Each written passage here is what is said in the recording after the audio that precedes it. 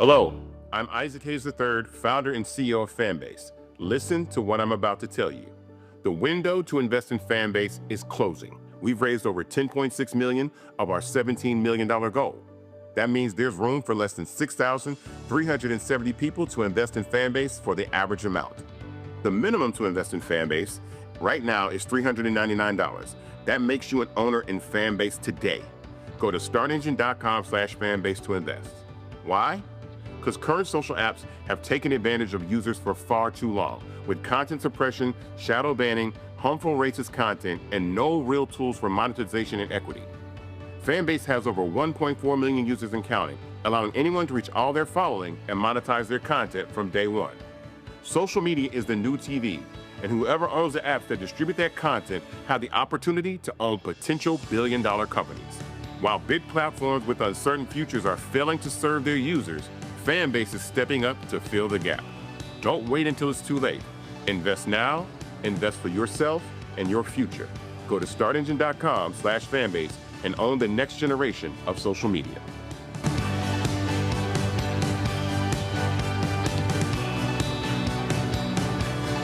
Black Star Network is here. Hold no punches. I'm real revolutionary right now. Support this man, Black Media. He makes sure that our stories are told. Thank you for being the voice of Black America, Roland. Stay black. I love y'all. All momentum we have now, we have to keep this going. The video looks phenomenal. See, there's a difference between Black Star Network and Black-owned media and something like CNN. You can't be Black-owned media and be scared. It's time to be smart. Bring your eyeballs home. You dig?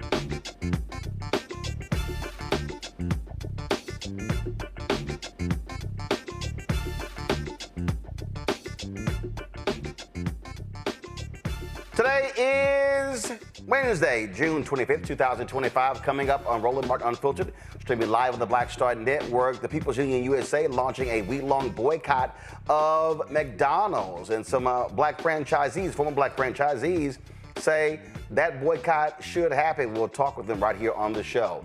Boy, folks are freaking out about the newly elected, the winner of the Democratic primary for the mayor of New York City. I'm trying to understand why y'all mad, because people actually voted. We'll talk with the author of a book that lays out the 400 years of protesting in America, plus the black teen who stabbed a young white man in Texas gets charged with first-degree murder. Plus, we'll talk about Shop Red Bag that offers an opportunity for many of these companies, black-owned businesses that had their products in Target, to share them and for black folks to be able to buy on an online platform. Folks, it's time to bring the funk. I'm Roland Martin Unfiltered on the Black Star Network. Let's go. He's got whatever the miss, he's on it. Whatever it is, he's got the scoop, the fact, the find. And when it breaks, he's right on time and it's rolling. Best believe he's knowing. Putting it down from sports to news to politics. With entertainment just for kicks, he's rolling. It's on go, roll, y'all. It's Roland Martin,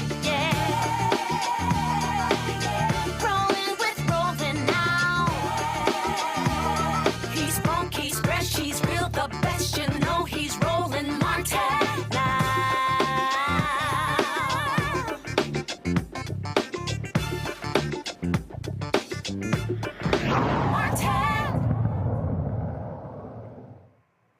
All right, folks, a national boycott of McDonald's is underway, led by the People's Union USA. They're accusing the fast food giant of backing away from its promises to the black community.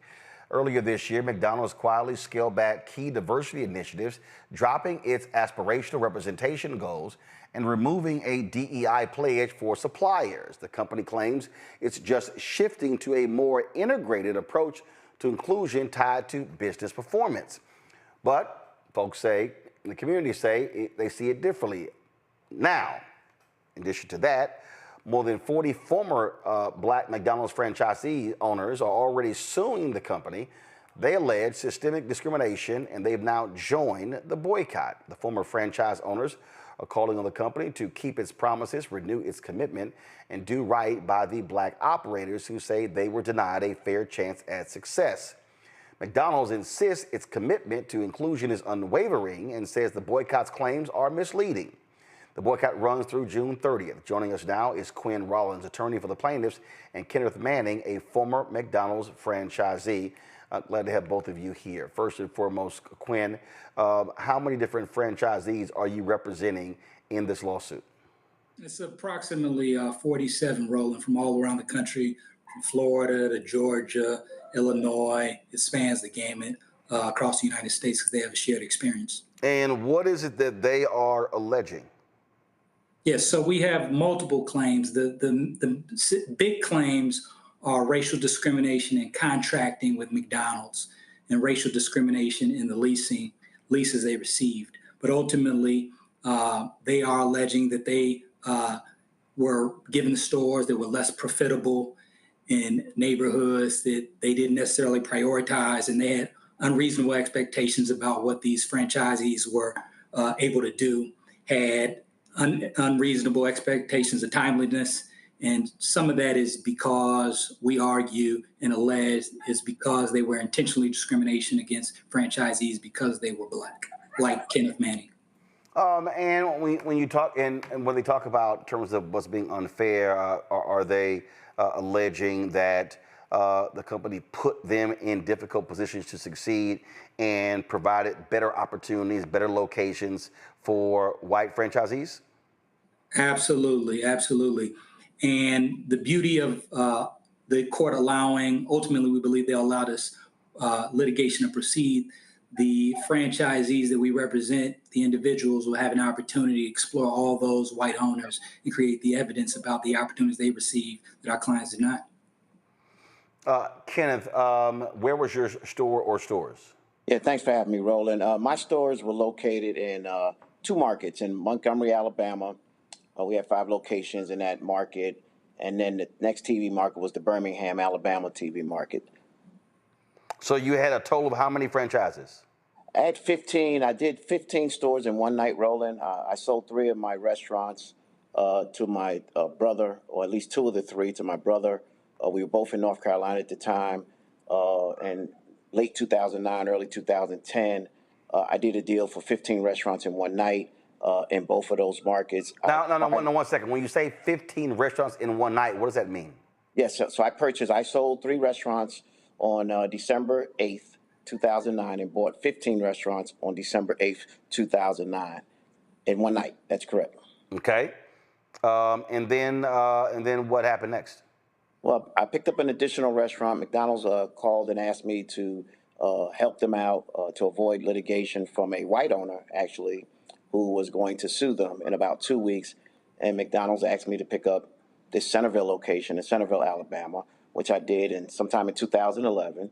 And I did that. And so that became the 16th restaurant that I owned in that market. Okay. So you own 16. Then what happened?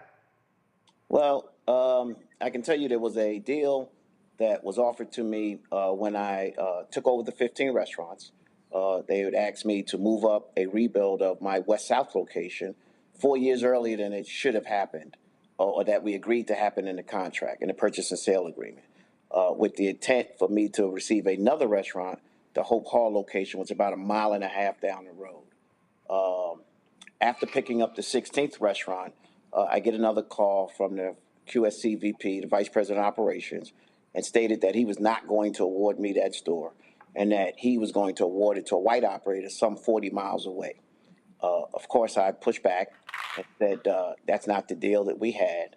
And he basically said, well, you're unexpandable. The team says you're unexpandable. The field service team says you're unexpandable. I immediately responded, I'm not unexpandable. And my last operator review suggested that I was unexpandable, said that I was unexpandable. He held to that and said that there were 2 standards. One, that if you buy a restaurant from the field, you can do that being unexpandable. But if McDonald's offers you the restaurant, you need it to be expandable. I said, well, McDonald's offers... Hold up. For the people who don't, what does expandable and unexpandable mean? It means you have an opportunity to grow your organization, right? But I'm confused. You did that. You went from... Oh, that's correct. You went from 1 to 5 to 16. So what did they lay out to you what the definition of unexpandable means? Well, they didn't. They told me that the field service teams suggested that I was not eligible to grow any longer, which shocked me. Quite honestly, I was offended, particularly since I said to the vice president that you called and asked me to purchase a 16th restaurant, and at that time I was unexpandable. And nowhere had I been notified that I wasn't unexpandable until they awarded this store, and that's the way it's going to be. So I can tell you what happened next, Roland. I saw the global chief of franchising at a meeting in Houston, and he said to me that I heard you making trouble down there in Atlanta. I said, well, what do you mean? He says that you are angry about not getting that store. I said, no, that's not what happened. The vice president has a right to award the store to who he wants to, even if he changes his mind, right? What I was concerned about was that the standard had changed and that he tried to convince me that there were 2 standards in play here. Now, I can tell you, Roland, I was the what they call the real team chair for the East Division, which was the committee that was an expert on the franchise agreement. Our role was to teach the operators in the division about the franchise agreement. So I was the last person to say that something in that franchise agreement or the rules, that I was not going to be one that didn't understand that. And so when I challenged them, they sent out 2 field service managers to do inspections late on a Friday night at my restaurants, which I told the franchising officer that I thought that was unfair and that sucked, basically. And from there, it just went on downhill. Quinn, when we talk about your other plaintiffs, and I've heard and I've talked to different franchisees, former franchisees over the years, some complained about that people, first of all, don't understand the process, that most McDonald's are owned by individual owners. They're called franchisees. McDonald's owns the land, but McDonald's also has requirements. Some franchisees have said that they've been asked to do upkeep, to rebuild stores, things along those lines, and that's money that's coming out of their pocket. Besides what Kenneth has laid out, what are some of the other allegations that these former franchisees are making? Sure. So the beauty of this lawsuit is there are individuals who come from different walks of life around the country, but they have shared experiences. One of our clients, he's been very outspoken. His name is Van Jakes. He's a former football player based out of Atlanta. And him and several other of our clients share stories similar to Ken. It's once they started expressing frustration with the unequal treatment, there was retaliation. And that's actually one of our claims, is that in many ways, some of our clients were forced out of the McDonald's system because they were getting out of line, asking questions, critiquing McDonald's actions in contrast with the franchise agreements. And McDonald's was asking them to play by a different set of rules. And that was especially concerning because for many of our clients, they were leaders in their respective regions. And like Ken, they knew the rules verbatim. Some of them helped craft the rules. And it is disparaging when they're asked to do things that other white owners specifically were not asked to do in their respective regions and around the country. Let me piggyback on that for a second, Roland, if you don't mind. Go ahead. When I went to sell my 3 stores to my brother, before I could even get it out, when they called and asked me who was I selling my 3 restaurants, there were 3 very good restaurants in North Carolina. Jeff Wilfong, QSCVP in Raleigh, said that he was not going to approve the deal. Not even had I sent the contract up or put in front of him any terms of the deal. When I put in front of him the terms of the deal, they denied the deal and gave a reason that was not a business reason. They went so far as to, after 3 months of going back and forth, conference calls, meetings, they decided to only allow my brother to buy 2 of the 3 restaurants. And went so far as to, and I can tell you, Marty Ranf went so far to take money from the company and give it to the operator who was going to buy the other store that they would not allow my brother to buy because the other operator did not want to pay me full value. So they put $170,000 into the deal, coded it something different, just so I could not sell my 3 stores to my brother. And then afterwards, I get a letter months later stating from Chief Legal Counsel of Franchising, John Richardson, stating that I could not buy the restaurants back from my brother when white operators routinely buy their restaurants back and forth from family members. There was no such rule. For a period of 10 years, there was no such rule. Quinn, there was a period for almost 3 years where McDonald's had a black CEO over the company worldwide. That was Don Thompson. That was 2012, 2015. Please go to my iPad, guys. Come on.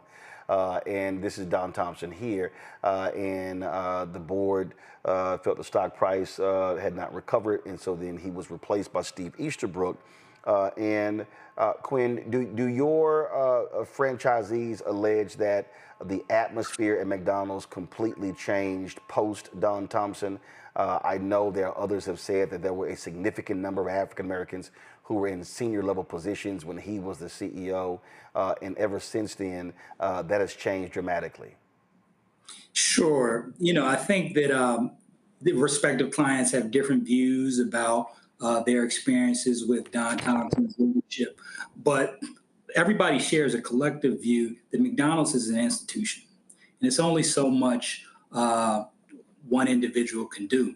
But certainly during the time of Don Thompson, franchisees continued to struggle. Not to say that he didn't put forth significant effort to try to improve that situation.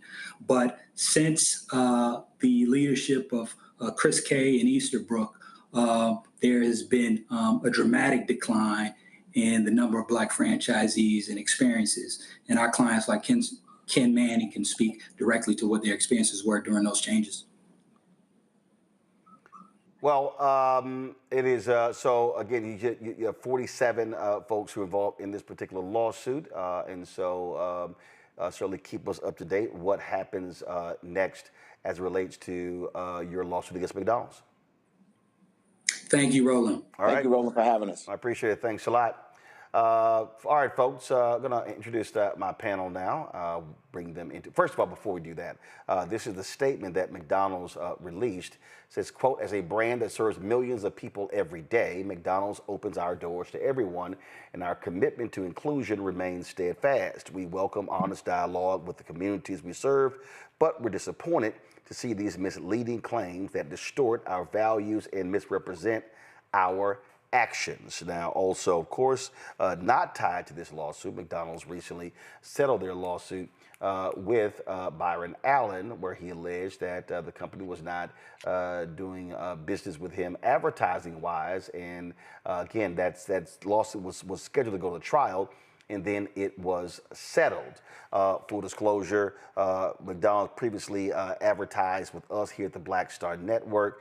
They have not done so in 2 years, and so the last time they did was in 2023, and that was the last time they did. So that's what happened there. All right, folks. Rob Portillo, who is communications director for Congressman Jonathan Jackson, joins us from Atlanta. Rebecca Karmelo is executive vice president, Fair Election Center out of D.C. Tylik McMillan, social justice leader and movement strategist out of D.C. Rebecca, when you look at this protest being launched against McDonald's, you are seeing how different people are moving. Of course, we remember when you had efforts to unionize Starbucks. Then, of course, you have this here. You are seeing different workers in different groups, the type of actions they are taking against various companies. And that's the case with the People's, with this group launching this 1 week boycott. So I really want us as a Black community to move towards a comprehensive boycott strategy. Just like we have international sanctions and foreign affairs, they are effective, but they're never meant to go on for years at a time. It has to be targeted, it has to be specific, it has to have specific outcome. What's interesting with McDonald's and its appearance to move back from DEI, like I remember all the time in the 90s, the aughts, the 2010s, when McDonald's had 365 Black. And McDonald's spent a lot of time talking about diversity. But what's also interesting in listening to McDonald's statement of saying that it has to keep its practices in line to its bottom line, but also it needs to be inclusive for all. One thing that's interesting is that as we talk about on the show, DEI primarily benefits white women. But when we hear about these DEI pullbacks, it's more of, oh, you can't do things that are too much for Black people, because for some reason, I guess the assumption is it's going to be to the detriment of everyone else. So it's really interesting hearing these corporations talking about they're taking a scale back on DE&I efforts because they want to be inclusive for all. It's almost as if they forgot what the I stands for. So allow me to, first of all, I think we have to do a couple of things. And this is for the purpose of the audience. There's a difference between who holds DEI jobs and diversity, equity, inclusion programs. Now, even so, we know that 78% of DEI jobs held by white folks. Well, that's corporate leaders picking somebody in a senior position that they're comfortable with. Now, we talk about contracts. We know that when you talk about depending upon the company, depending upon the city, county, state, the numbers vary. Federal government, of the $37 billion DBE program, $37 billion, 78% of those dollars go to white women businesses. But last year under Biden-Harris, there was a record $10 billion. So I don't want us, Robert, to make the mistake, and I've seen and heard this a lot, where folks say, Well, I don't give a damn about DEI without understanding, no, what's all underneath DEI? Do you have business diversity, supplier diversity, what senior level positions? There are a series of things. And so we got to be very careful, again, when we talk about language. And I've heard people, so many people, social media and the places, go, man, damn that, we ain't benefiting from DEI, not understanding that you do have contracts that fall underneath that African Americans have been benefiting from. When you talk about this People's Union, this guy, John Schwartz, what they have been doing is targeting a variety of companies for the last few months. This is a story here in USA Today that talks about that, and it says the organizer of the boycott goes by the one called Jai on Instagram, but his real name is John Schwartz. And he told USA Today he started the bold idea because the time was right and people are frustrated with what he calls corporate greed and other frustrations. Look, Roland, one of the things I want people to understand, and I've had the privilege of working with Congressman Jonathan Jackson on building the Diversity, Equity, and Inclusion Caucus in Congress, which is meant to address much of this information. We've allowed the other side to win the information war when it comes to diversity, equity, and inclusion. I want folks to understand, as much as we hear this social media COINTELPRO programming saying, oh, diversity only helps white women, anyone who didn't have rights in 1776 is covered by diversity, equity, and inclusion. If you were not a straight, white, Anglo-Saxon land-owning male at the moment that the Declaration of Independence was signed, you are diversity in this country.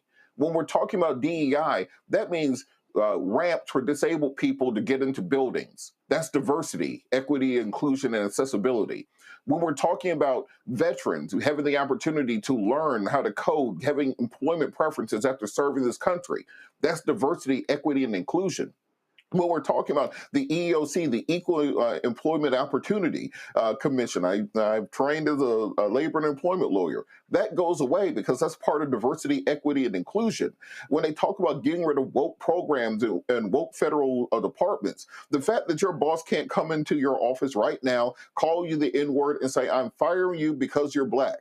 That is diversity, equity, and inclusion. If you get rid of those protections, then that moves the ball backwards. That pushes us in a direction that we have not gone backwards from in over 50 years. What these people are talking about when they're talking about getting rid of DEI is systematically not chipping away at the civil rights movement as has been done before, putting a piece of dynamite in it. As Elon said, the wholesale deletion of federal agencies. And now that we're looking at them destroying the voting rights, destroying the civil rights, destroying equal opportunity, all in the name of getting rid of woke programs, are we really going to be so fooled by online social media influencers that we are the first generation that they hand the baton to bring black folks to freedom, and we drop the baton and say, I ain't going to do it? And that's where we are at currently. So I want folks to really read up and understand exactly what they mean when they say they're getting rid of diversity, equity, and inclusion programs. Because these corporations, I hope people understand at this point in time, do not care about you. They do not love you. They are here for money. That is the only reason they care about you. And when we are out and we are active and we are protesting, we're showing that we matter, they'll pledge everything. They'll have all black folks in the commercial, all of those things. But when those winds shift as they're shifting right now, they go right back to what's making the money. And when we're talking about all the people who didn't have rights in 1776, we need to be building those alliances across the board. And if it shouldn't just be us protesting, it shouldn't be just us boycotted, we need to have that entire big tent umbrella that they talk about during election season, and they need to be fighting here with us. And Tyler, look, this thing has now gone and impacted everything. Massive pullback when it came to Black History Month. I remember during Black History Month, there was one speakers bureau that said their bookings were down about 62 to 65%. Then we talk about Black History Month. Now we just saw this with Juneteenth, only been a federal holiday, what now, 2 years. Go to my iPad. This story here says Verizon and Amazon cancel support for Juneteenth celebrations.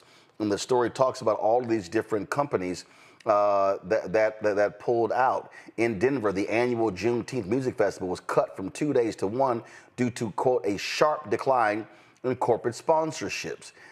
This thing goes on and on and on.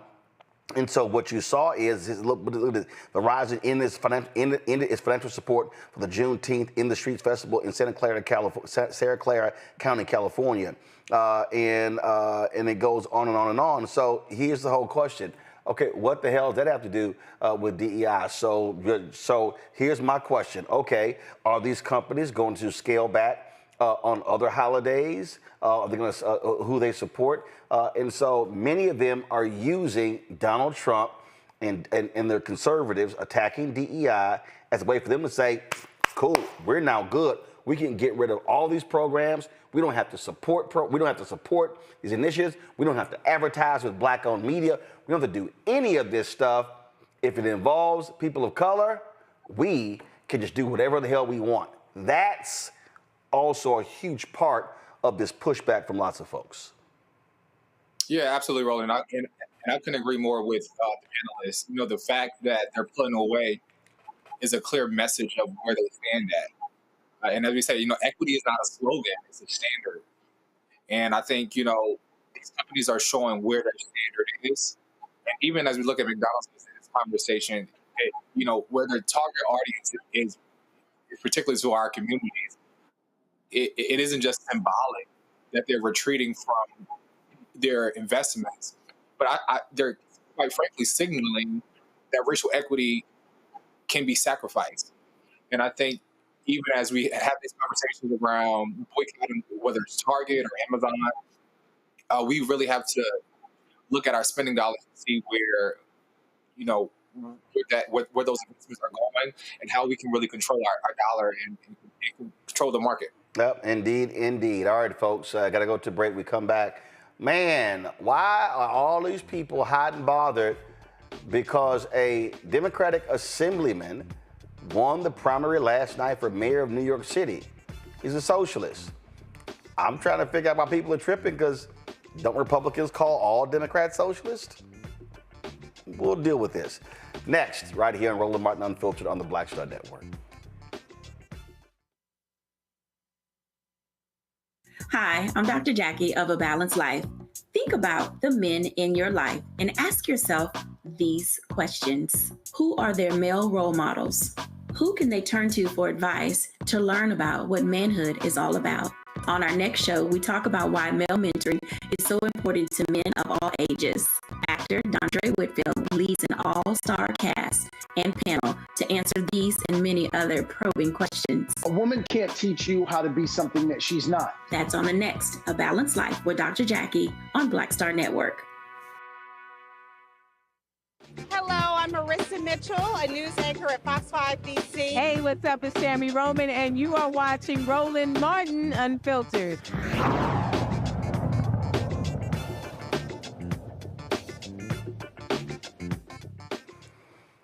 Earthquake, shocking, stunning, upset, all of these phrases have been thrown around as a result of Democratic Socialist Zohran Mamdani, who's a member of the New York State Assembly, who claimed victory last night in the Democratic mayoral primary in New York City. He faced a field of 11 candidates, including former New York State Governor Andrew Cuomo. In November, Mamdani will face incumbent Mayor Eric Adams, who is running as an independent, and Republican Curtis Sliwa. Now, Cuomo might also run as an independent if elected in November. Mamdani will be the first Muslim and the first Asian American to serve as mayor of New York City. People are losing their minds. They're like, oh my God, what do we do? What's happening? Joining us right now is Christina Greer, co-host of FAQ NYC. Talk about this here. And she also, of course, is a book author as well. And those books include How to Build a Democracy from Fannie Lou Hamer and Barbara Jordan to Stacey Abrams, plus Black Ethics, Race, Immigration, and the Pursuit of the American Dream.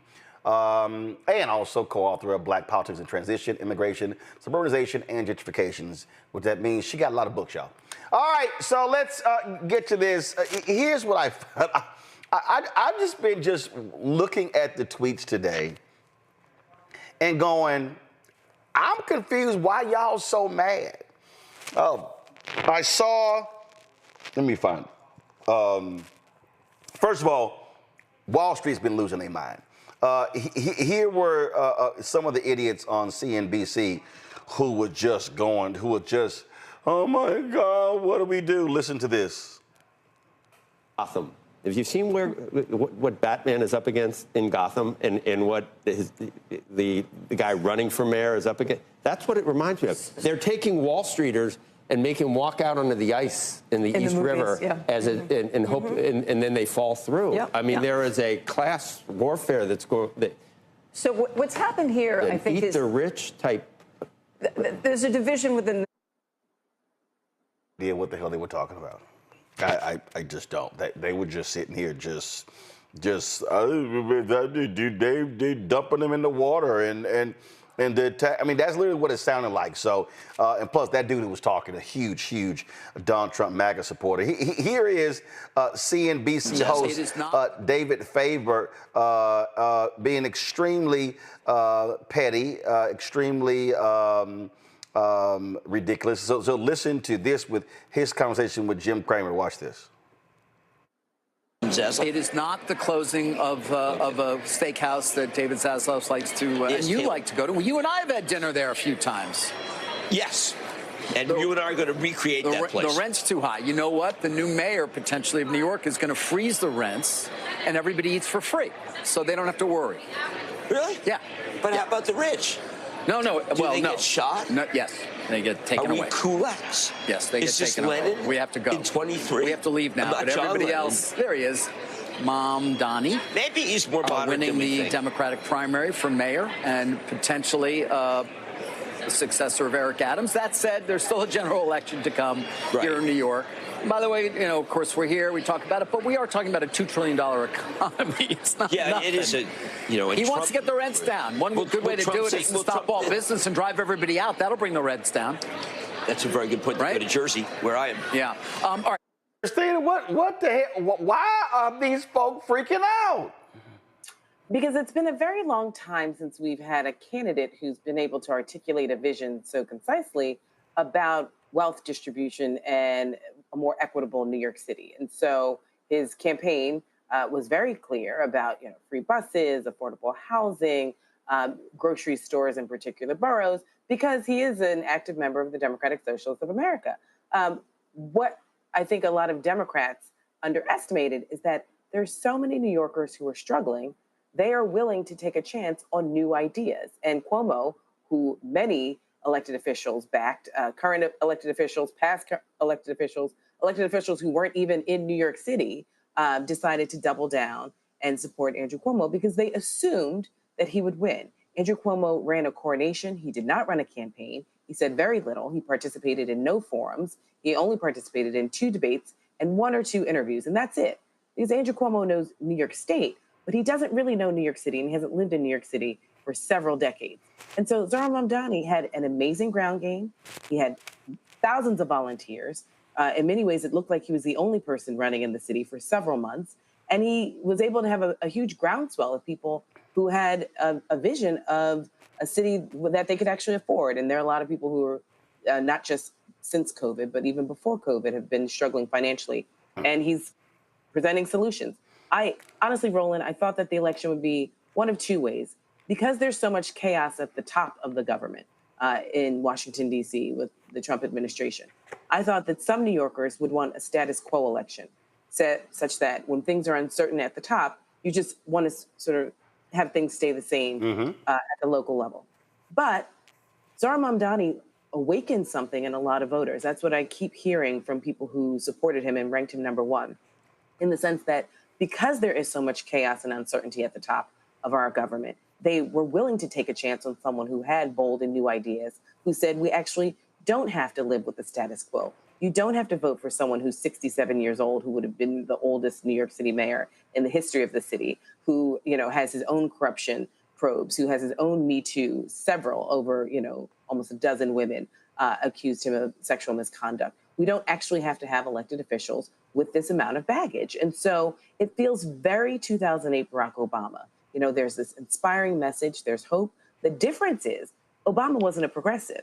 Zohran Mamdani is very clear. He is a progressive, and he believes in wealth distribution and moving things around. The city of New York, the mayor, his budget is spoken for pretty much. About 95 to 97% of the New York City budget is ironclad. But that little 3%, that 3 to 5% that the mayor actually has that wiggle room about, Zohran Mamdani wants to actually have new ideas and move it around. I've told him very clearly that I think that a lot of his ideas work under a Biden administration. I'm not convinced that they necessarily work under a Trump administration, but he's clearly making the case each day with thousands of New Yorkers. And by adding in Brad Lander, who's the current comptroller, and for those of you who don't live in New York City, the comptroller is the money man, the guy that sort of handles all of the trillions of dollars that pass through this city.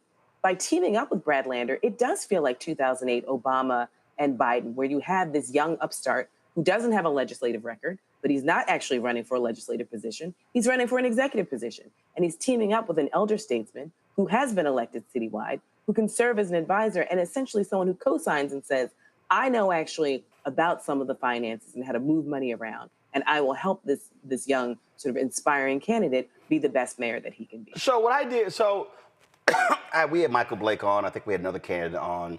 And we were trying to get some other ones on. I didn't spend a lot of time on the show, on the primary, because the bottom line is when you have so many different candidates, look, it becomes chaotic. So typically, I don't spend time on primaries. I just don't, okay? Especially when you're talking about cities, congressional races, state races, things along those lines.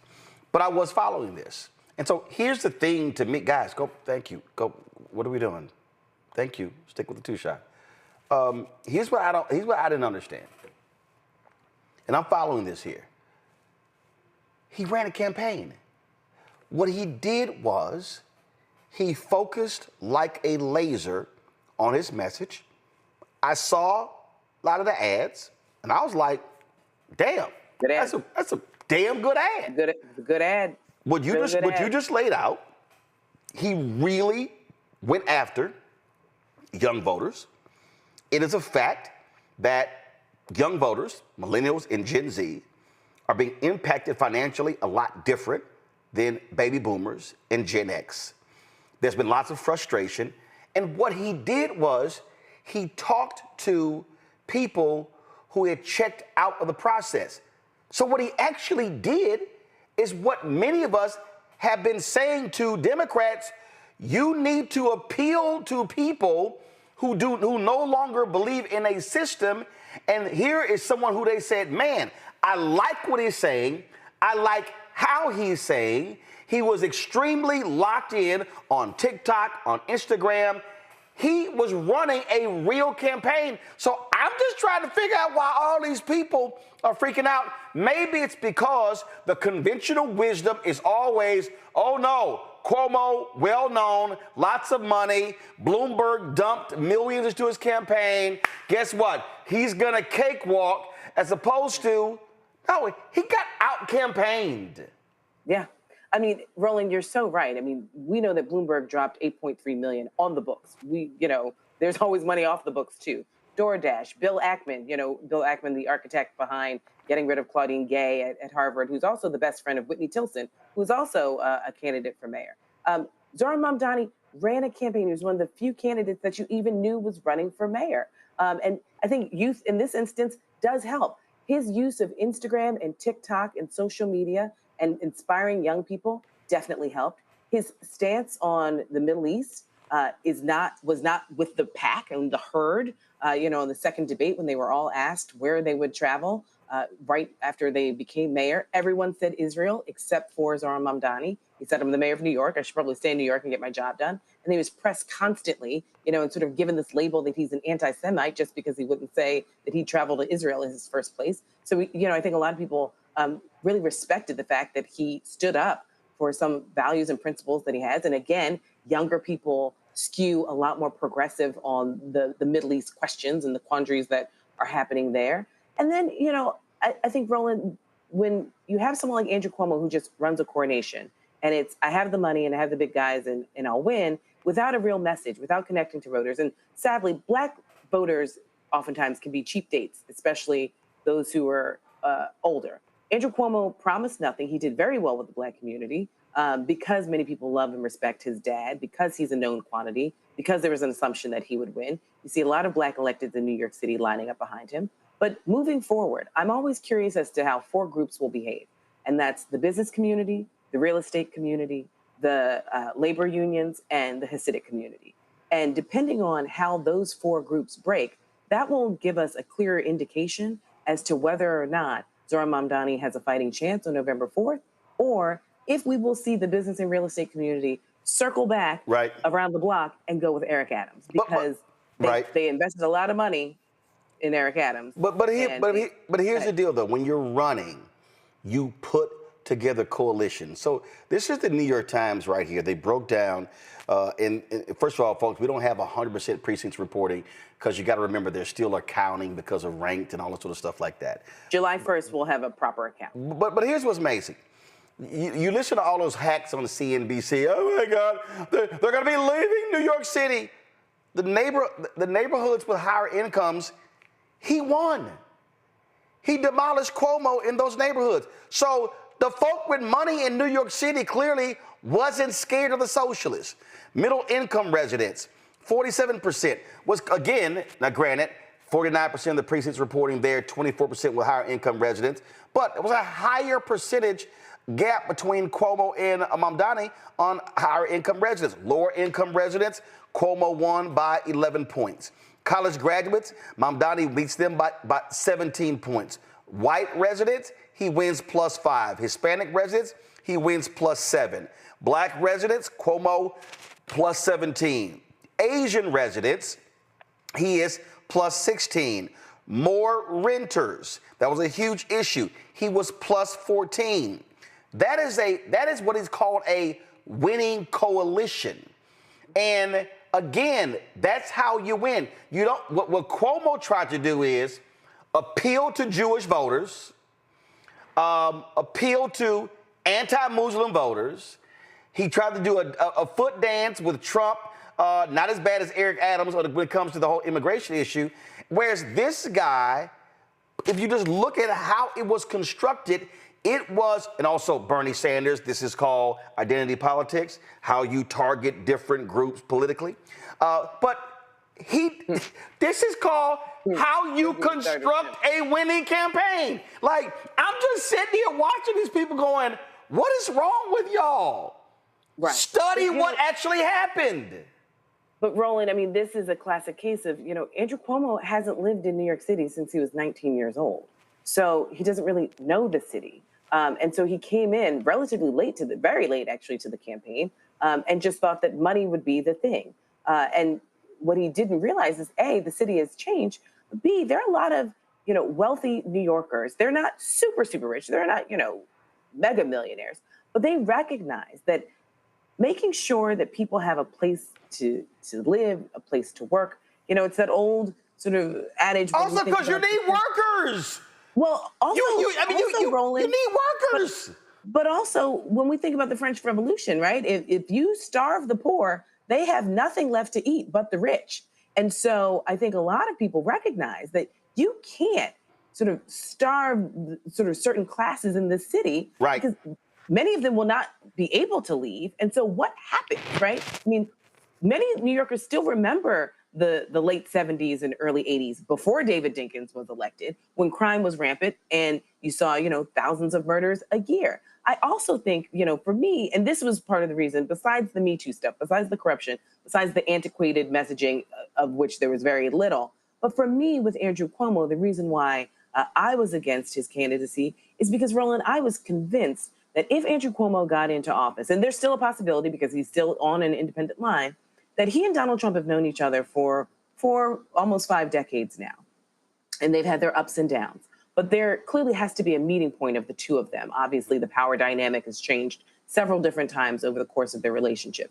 And my biggest fear was that the bargaining chip that Andrew Cuomo would use to get into the good graces of Donald Trump would be Tish James, our attorney general, because of their mutual hatred for this Black woman who has done her job and actually gone after both of these corrupt men. And so that was my biggest concern with having an Andrew Cuomo as the executive in New York City. I know you got a hard out. I want my panelists to be able to get that question for you. There's some other stuff that I want to talk about. I want to tie in the sister who lost in Buffalo a couple of years ago, but let me go to the panelists first. Tylik, I'll start with you. Your question for Christina. Yeah, absolutely. And I think, it's amazing of the race. I think, as you all mentioned, he proved what out-organized institutional politics can give you. And if you give him a chance, and progressive politics doesn't have to be something to shy away from, but it's actually something where we demand affordability and democracy that works for us all. What do you think is the ground game going into November's election day against so many odds that stacked against him, and all the messaging from the New York Times to mega millionaires in their messaging against Mamdani? Well, if he keeps up the pace of the hard work that he's done, I think, he's got a fighting chance. But we have to remember that New York gets this reputation of being a lot more progressive than it actually is. Right. We have many different shades of color, blue and purple and red in this city, right? We always just say like, oh, Staten Island's the red part. It's like, no. We know that there are red parts and purple parts of Manhattan, of Brooklyn, definitely the Bronx, and definitely Queens. And so this vision will be stamped as, this socialist vision, which obviously for Latino communities, right, that's been a boogeyman word that has sort of ushered them away from progressive politics. We know that not all Black people and not many Black people are hardcore progressives. Even if some of the policies will most likely benefit us, we are strategic voters, and we have to go to the polls thinking of everybody else, especially how the vast majority of white voters will behave. So oftentimes we might vote for our second or third choice candidate because we'd rather get something than nothing. And so it will be incumbent upon Zohran to present this message to various groups of participatory New Yorkers, and Black New Yorkers overperform at the ballot box. But the electorate November 4th looks very differently than the electorate we saw last night. And so it'll be a larger group, even though our participation rates are pretty abysmal, but it'll be a much more moderate to conservative group that's turning out. And so how he pivots, not necessarily moves, but how he pivots some of the messaging so that people aren't afraid of some of the distributional politics that he's proposing will sort of be the case. And so we also have to remember, again, those four groups that I mentioned: real estate, business, labor, and Hasidic Jewish. Yep. Well, plus there's going to be a vicious media assault daily against him between now and November 4th. Rebecca. Thank you for being on the show tonight. So I've been looking at the latest numbers, and it looks like Cuomo almost got the plus 20 over index on Black voters. Mamdani is almost down 20 with Black voters. Eric Adams is going to be running as independent. There's rumors that Cuomo's going to run as independent. I also heard both Don Lemon and Clay Cane earlier today were talking about how Mamdani did not do significant outreach with Black media. Can you talk more or share more why or what Mamdani's efforts towards Black communities in New York has looked like? Yeah, so I think moving forward, I think we'll probably see much more outreach. But keep in mind, in a primary, you got a limited time and you have to figure out who are going to be your number ones in the ranked choice voting system. And Black people were very clearly with Andrew Cuomo. So that doesn't mean that he's not going to reach out to Black people, but strategically, it didn't make sense for his campaign to try and convert people that were very clear already with a candidate. Now, how he moves forward in the summer will say a lot. I've had issues with the DSA in the past, the Democratic Socialist of America. I've been very clear on my podcast. I don't like the way they talk to Black people. I don't like the way they talk at Black people. And so I've been very clear that at a certain point in time, he's either going to have to pivot away from them or explain to them that you can't go into Black communities and finger wag and tell Black people how they should be voting when we have to be strategic to make sure that our rights are protected. Because don't forget, we're the ones who were on the front lines making sure that everyone has these rights that we so frequently enjoy. So I'm curious to see how he will move forward. I mean, he was on Miro. I know he was on, Breakfast Club. I know that he's not afraid to talk to Black people. That's been very clear. He also walked the length of Manhattan and talked to all different types of New Yorkers.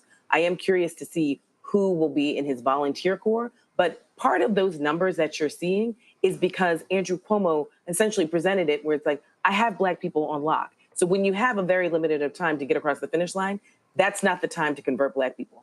From June 25th to November 5th or November 4th is the time to convert Black people. But in a primary, when you already know who your universe of voters will be, that wasn't strategically, it made sense. If I were his campaign director, I would probably advise the same thing. Plus, you looking at, you had Cuomo, you had Adrian Adams, the council president.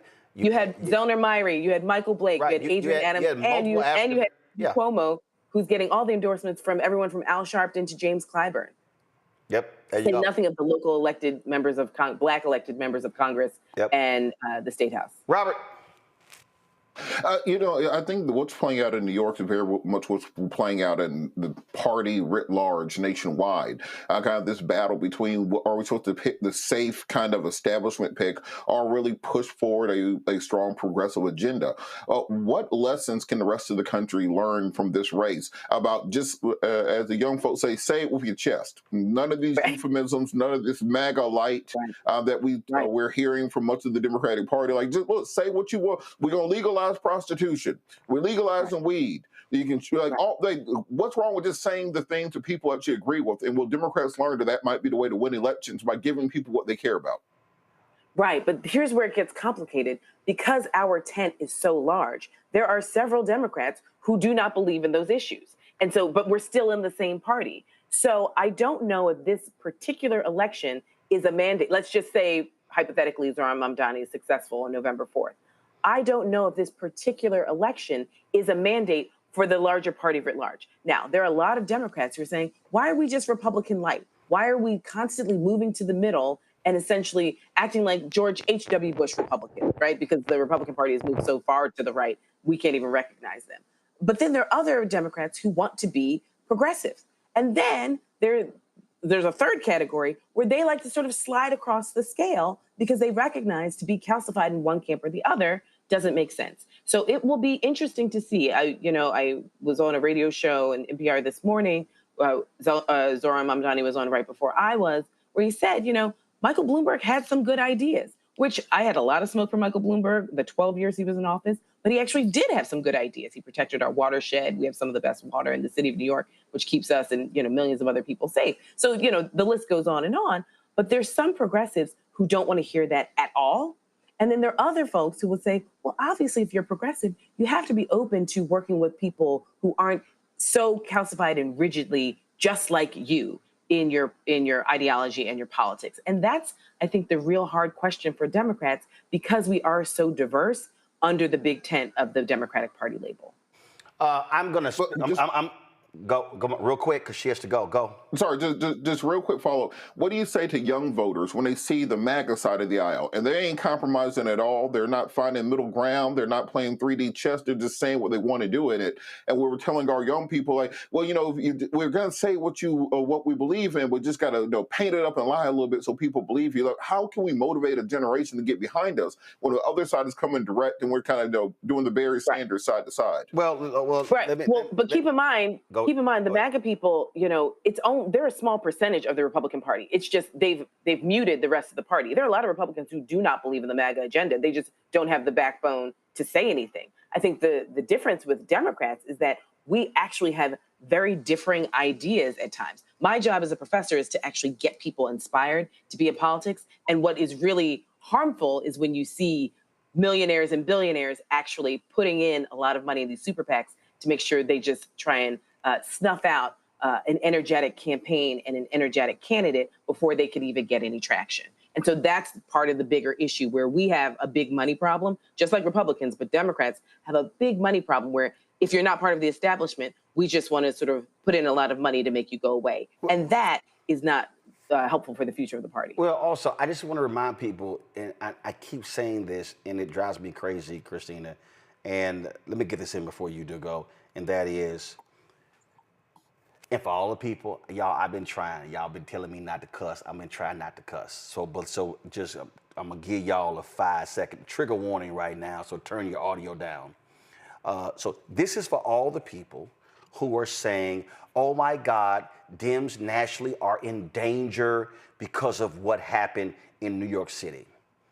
I want to be as clear and concise as I can. Shut the fuck up. Y'all are idiots. a city election in New York City does not dictate everybody around the country. Because politics, and this also goes with Robert just asked Christina, you run also based upon who the voters are. If you are running in a conservative city, you're the black guy who just won in Omaha, who beat the incumbent Republican, he can't run in Omaha, Nebraska like Mamdani can, or like the person in Charlotte or the person in Houston can run. Congresswoman Maxine Waters can run a certain campaign that Sanford Bishop in Georgia can't run. And so it drives me crazy with these national asshole journalists do these, oh my God, the Dems nationally are in trouble. Mamdani is going to represent the entire party. Eric Adams didn't represent the entire damn party. And so it's just dumb to just think that one election, that's somehow going to dictate the rest of the nation because he won the primary. And real quick, because I want you to address, and people understand this here, remember India Walton, the black woman in Buffalo who beat the incumbent mayor in the primary, socialist, and what did Mayor Brown do? Ran as a write-in or independent. A write-in. They put all the money behind him.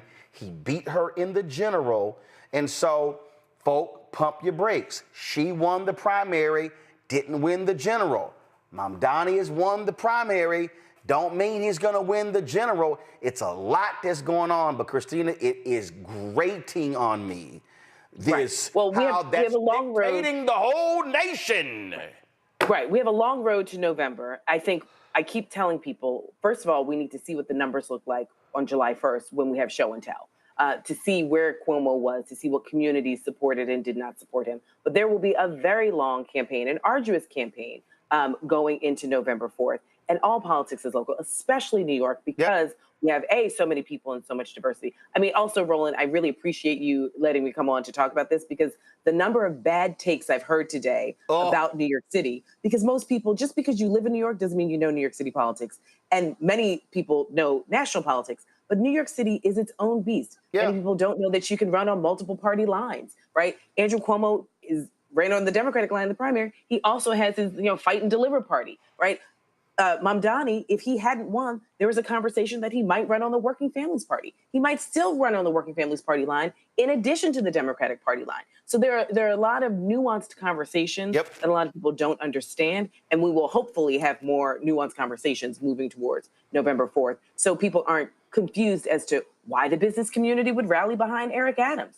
Why would the Hasidic community or labor unions rally behind Eric Adams or not, right? And so there it is. I've got a boogie, but I appreciate it. I got you. Christina, we'll have you back. We appreciate it. Thanks a lot. Okay, talk soon. Gonna go to a break. We're gonna come back, talk more about this and unpack this a little bit more so people can have a better understanding. Don't forget, support the work that we do. Folks, again, first of all, ain't nobody else in black-owned media having this conversation because they don't have any shows.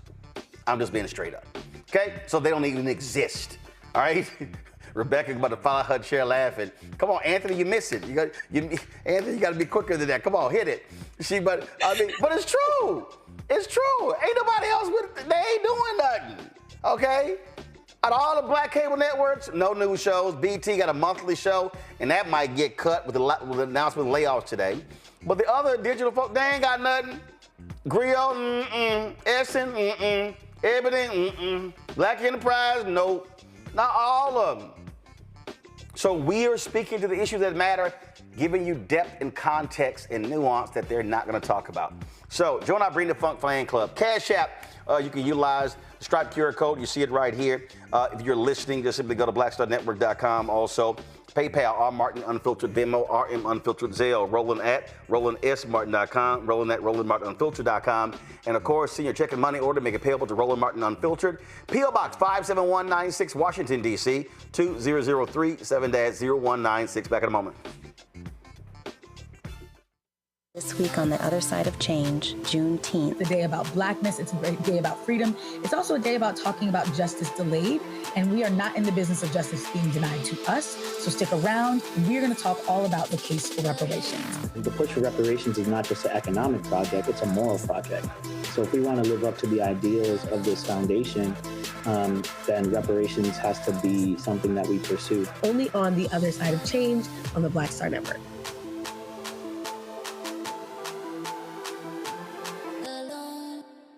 What's good, y'all? This is Doug E. Fresh, and you're watching my brother Roland Martin Unfiltered as we go a little something like this. Hit it.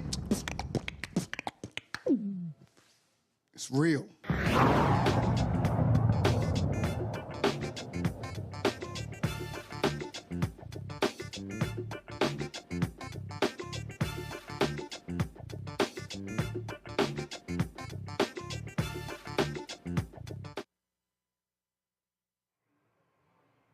Well, incumbent New York City Mayor Eric Adams is doing all he can to appeal to white conservatives.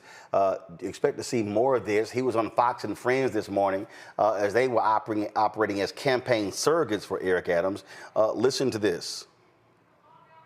Mr. Mayor, it's not just defund the police. This candidate, Democratic Socialist, he wants to freeze the rent. He wants city-run grocery stores, social workers to replace the police because that's going to help.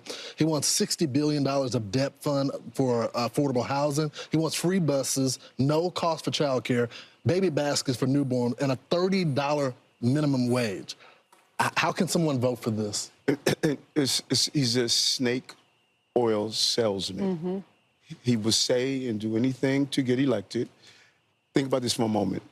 He wants to raise 1%. He wants to raise tax on 1% of New York's high-income earners. As the mayor, you don't have the authority to do that. You know who has the authority to do that? An assemblyman, which he is. He wants to do free buses. He could have done it at assemblyman.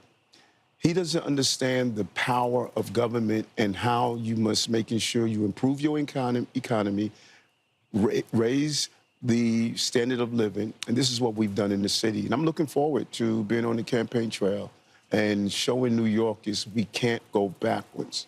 And New Yorkers never surrender or quit. I'm never going to quit for the city that I love. That is so interesting. You're in the position, so you know you don't have the authority to do that. Yet he's running on all these promises he's not going to be able to fulfill. And Here's, to me, what I find to be interesting. Lawrence B. Jones, who is absolutely not one of the brightest bulb in a dark room, okay? He goes, matter of fact, I just want to listen to this again, y'all. Listen to this. Mr. Mayor, it's not just defund the police. This candidate, Democratic Socialist, he wants to freeze the rent. He wants city-run grocery stores, social workers to replace the police because that's going to help.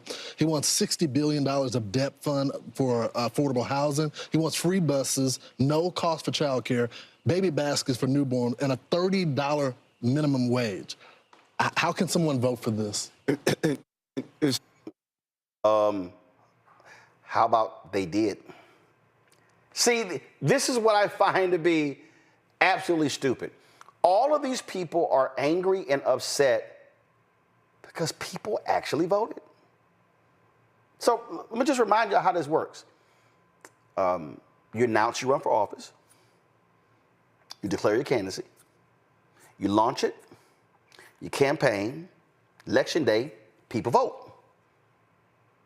So you're mad they actually voted in the primary.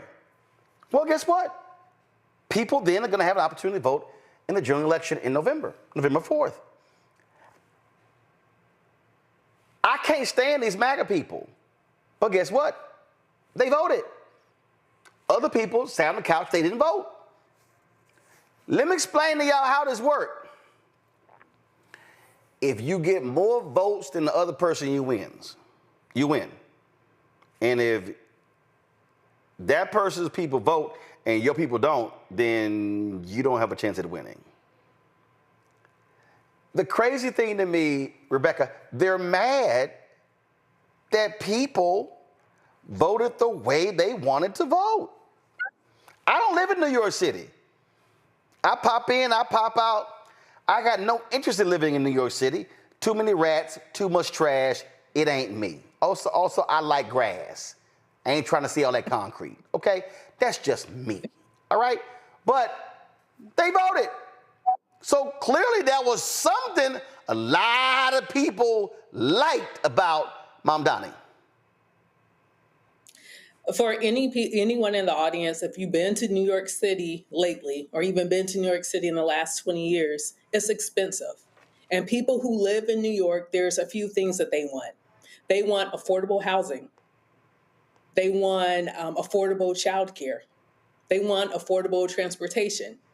They want to actually be able to work and live within an hour of where they work and live instead of having hours-long commute because they can't afford to live in the city in which they work. I mean, that's the Working Families Party platform. Shout out to my friend Maurice Mitchell. Working Families Party, they had a clean slate last night, all up and down New York State. And so this really shows that Eric Adams is extremely out of touch. Maybe it's because he's really been living in New Jersey, which came out when he ran the first time, is that people want to actually afford to live in New York. When we look at certain cities like San Francisco and see that a lot of people have had to flee the city because they can no longer afford it, you know, New York is also one of those cities that's teetering there. And, you know, a lot of people who are in New York City, they don't want to be displaced because we remember, what was it, 10 years ago, 5 years ago, there was the Black guy who ran on the platform of the rent is too damn high. Yep. I think that was the party that he ran on, that he was a part of. It's expensive. There should be nowhere in the United States where people are going hungry, they can't find a place to live, they can't have affordable childcare, they can't afford to live. That should not be America. But what we're seeing right now, that has become America. So even for Eric Adams and Fox and Friends to push back on the quote unquote socialist agenda, it's because capitalism really isn't working for a lot of people in this country. It's becoming the American nightmare, not the American dream. You know, Tom Suozzi, Congressman, put this tweet out. I had to respond. I had serious concerns about Assemblyman Mamdani before yesterday, and that is one of the reasons I endorsed his opponent. Those concerns remain. And I went, and the voters voted. Exactly, Roland. And I think it reveals something deeper about how power reacts when it's no longer in control.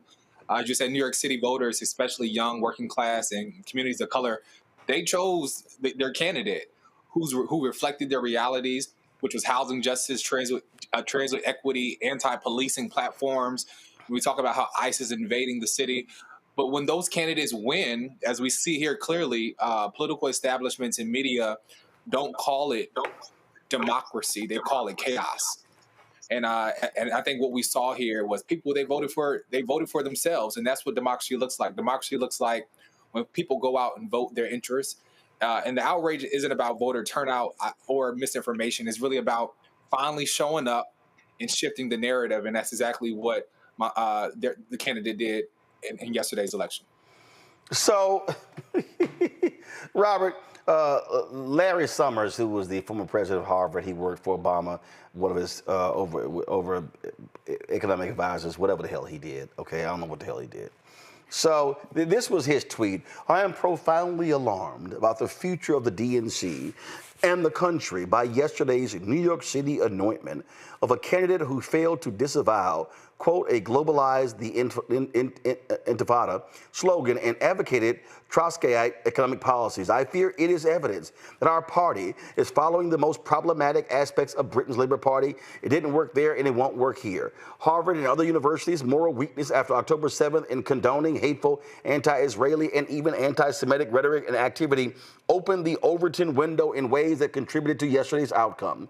I hope candidate Mamdani, who showed great ability to learn and adapt during this campaign, will continue to evolve in ways that provide much needed reassurance to people committed to a free from prejudice market economy as an American ideal. An important task for Mamdani now is to provide reassurance that his moral energy and formidable political skills can be productively directed for the city of New York at this difficult moment. What a bullshit ass statement. First of all, like I said, Robert, him winning a primary ain't got a damn thing to do with the DNC. It ain't got a damn thing to do with anybody else running anywhere in the country. Again, just as a reminder to the people who forgot, this sister here, socialist, India Walton, she won the primary in Buffalo. The world didn't end. They targeted her, ran against her. She lost in the general. I'm not saying that's going to happen to Mamdani. He may win in November. And if he does, that means the voters actually chose him. So Larry Summers, go kick rocks. Look, this is the empire striking back, and we see this every time there's these insurgent candidates. The establishment of both parties, actually, but we're talking about the Democrats right now. The establishment decides, well, this might be a little bit too hot water for the rest of us. So we saw this with Cori Bush. We saw this with Jamal Bowman. We saw this with Nina Turner. We see this in election after election. They always say that we want the candidate of hope and change. What they really are talking about is just the status quo that benefits our rich people the most. And until we can get out of that, we are losing an entire generation. You know this as well as I do. Nearly to a person, the black MAGAs that you see today, if you picture them in college, if you find a picture of them from 2007, 2008, they have Obama shirts on. You know, they were at the marches, they were at the rallies, they were the hope and change generation. And when when they did not see that hope, they did not see that change, they became disillusioned with politics. And then they started looking for somebody who was actually going to shake up the two-party system, and they settled on Trump. Do they agree with him on policy? He ain't got no damn policy. There's nothing to agree with. And Democrats have to learn you can't keep cutting off the next generation to support the status quo as it exists right now, because you're going to lose in the marketplace of ideas. I'm glad that Larry Summers mentioned the Labour Party in Europe or in Great Britain, because after 14 years of Tory rule, we saw Labour under Keir Starmer take over on a progressive message. It wasn't just Labour, it was Labour, the Lib Dems, the Greens. They all took party above the Tories because they had to splinter into Reform UK because their conservative movement had their own MAGA movement inside of it. The point being that if you look at that European corollary to American politics, it tells us we need to be bolder, we need to be stronger, that in the face of fascism, as we're seeing in France and in Italy and in Belarus around the continent, it takes strong candidates willing to stand up for real values. And that's what this election is telling us. We need people who actually have a voice and who aren't afraid of the money. Again, if you don't like them, try to beat them. That's called democracy. Going to a break. We'll be right back. Roland Martin Unfiltered right here on the Black Star Network. Next on the Black Table with me, Greg Carr. A very different take on Juneteenth with the one and only Dr. Sunyata Ahmed. We'll explore the amazing foods, remedies, and rituals that are a part of our history and the Juneteenth holiday. So it's our responsibility to return the healthier version to our folks instead of just the red liqueurs marketed to us, the red sodas and the other things. I mean, why does the Kool-Aid man have to sound like Louis Armstrong? He's like, oh yeah! Yeah, right. An enlightening and tasty hour of the Black Table, only on the Black Star Network.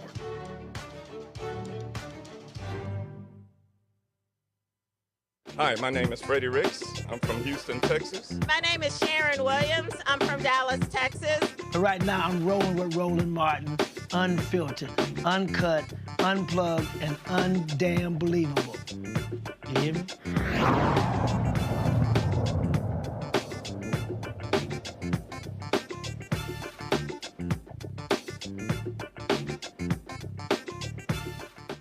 Folks, a couple weeks ago, we had the note.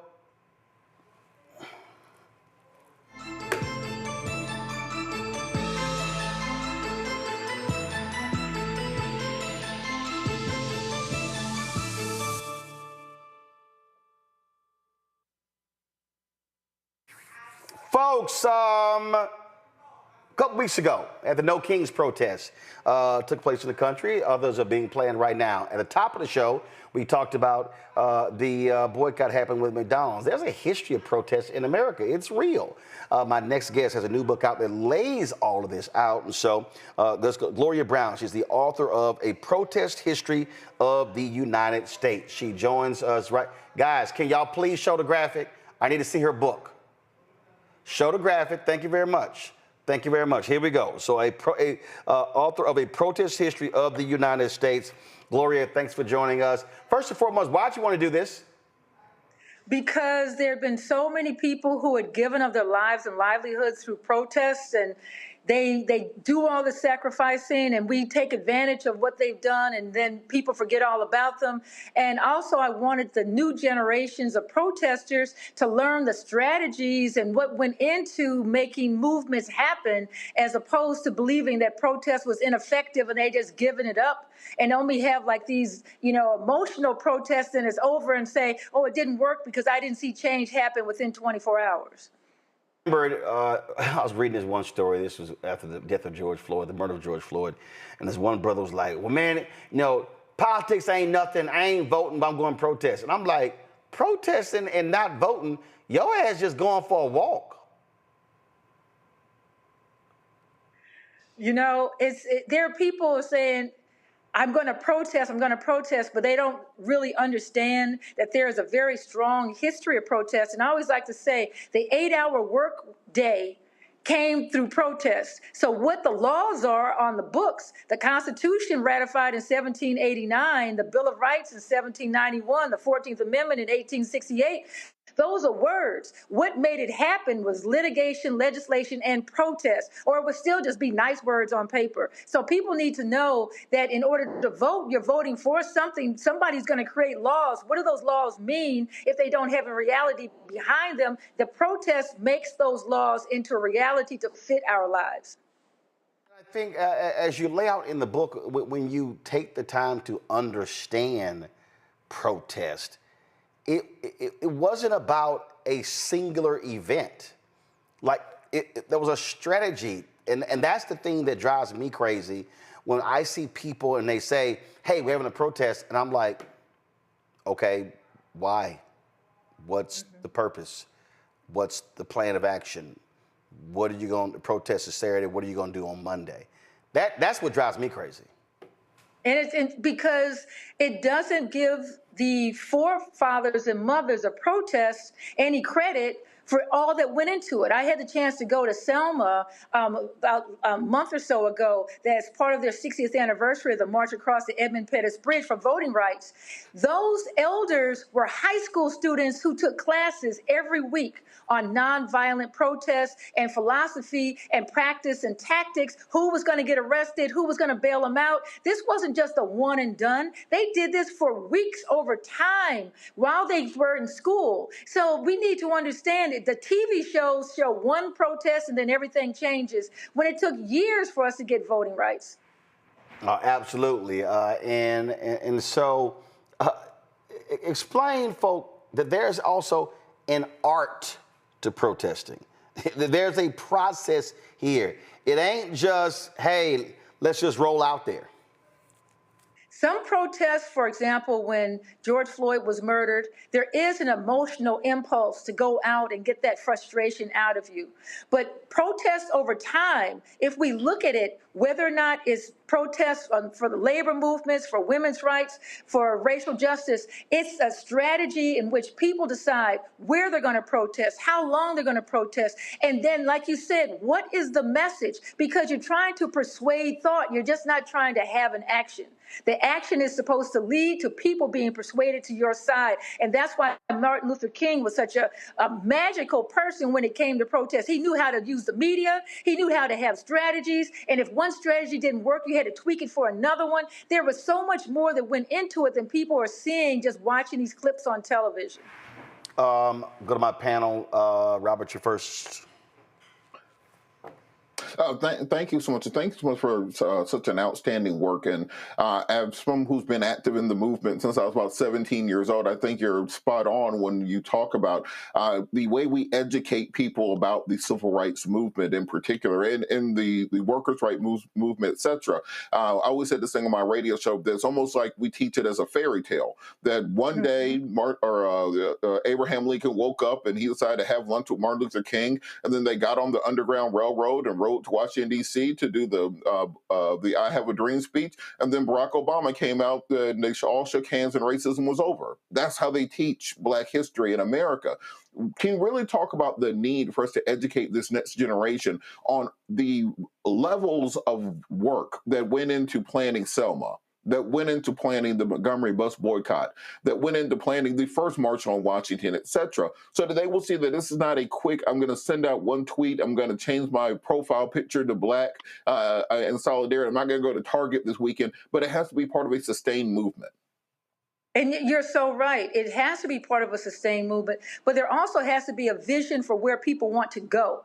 It's not just protesting against something, we're also moving towards something. So they're protesting against racism or protesting for voting rights. And what gets lost, I think, is that people are feeling this emotional need to protest against the regime that's in place right now in the White House. But what are we protesting for? What's the vision going forward? And whether or not it's the labor movement, protesting for the 8-hour work week, protesting for better wages, protesting for the a union at Amazon plants. So people have to protest for something as well as thinking they have to protest against. And I think the strategy in protesting for means that you have to have a message. You have to think about who's good at what. Not everybody is going to be a leader. You have to have a lot of foot soldiers. How are you going to do this? I tell people don't protest after sundown because that's when bad things happen. So that means you're planning a time for the protest. You're planning where you're going to protest, how long you're going to do it, and then having sit-ins.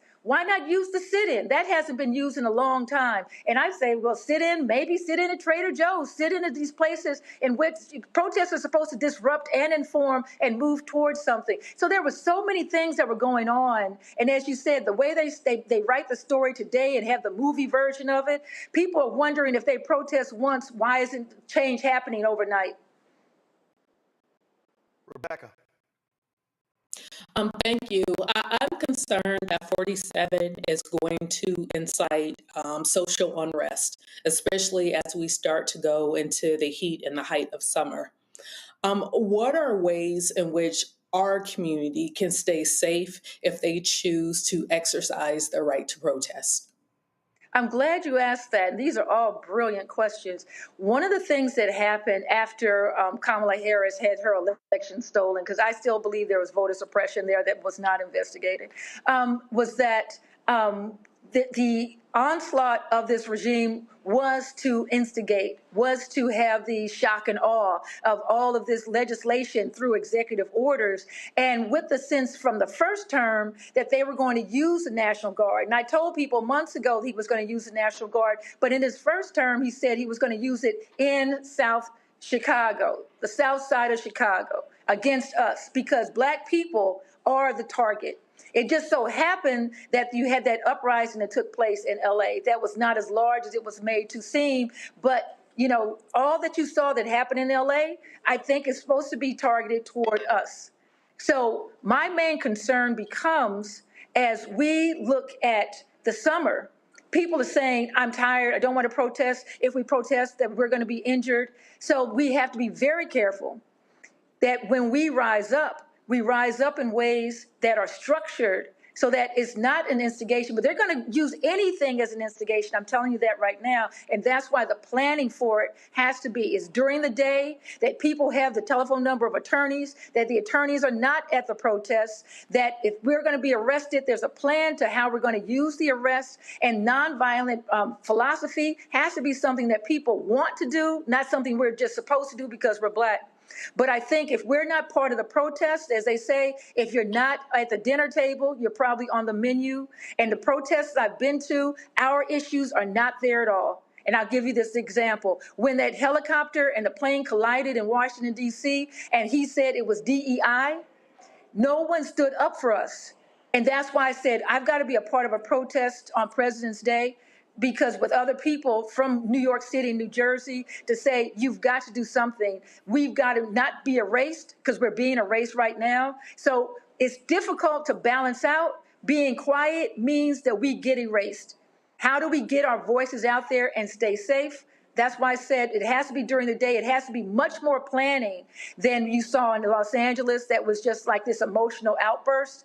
And we have to have some leadership in this planning. And young people today don't want leaders. They want to do things that leaderlessly. I think we're going to have our message very clear, and we're going to have allies there with us.